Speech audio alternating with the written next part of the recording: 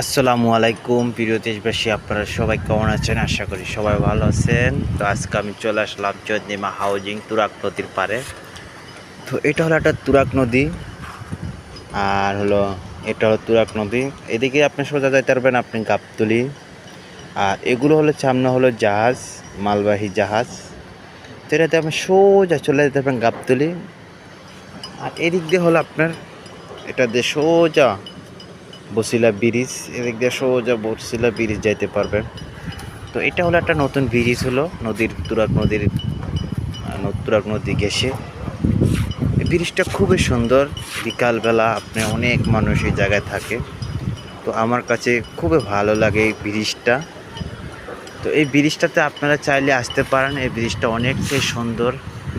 আর এই ব্রিজটার লোকেশনটা হলো ঢাকা মোহাম্মদপুর 12 চন্দ্রিমা মডেল টাউন। আপনারা এই জায়গায় আসলেই দেখতে পারবেন, খুবই সুন্দর একটা ব্রিজ। তো আমার কাছে খুবই ভালো লাগে। বিকালবেলা এতটাই সুন্দর, এত মানুষ জড়া হয়, আপনারা কখনো বিশ্বাসই করতে পারবেন। তো আজ দেরি না করে চলে আসুন চন্দ্রিমা মডেল টাউন তুরাগ নদীর পাড়ে। আর সেই জায়গাটা দেখেন, খুবই সুন্দর আমাদের।